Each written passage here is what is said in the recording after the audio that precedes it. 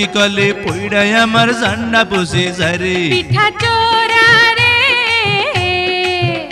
আরে পিঠার ঝালে কেন হা মুখে পান সুপারি তুই দে আরে কেমন তোমার বাহাদুরি খবর গেছি পাইয়া একটা পিঠা খাইয়া তুমি গেছো কাহিল হইয়া আপা পিঠা রে তোরে খাইতে গিয়া আমার মুখটা জইলা গেছে রে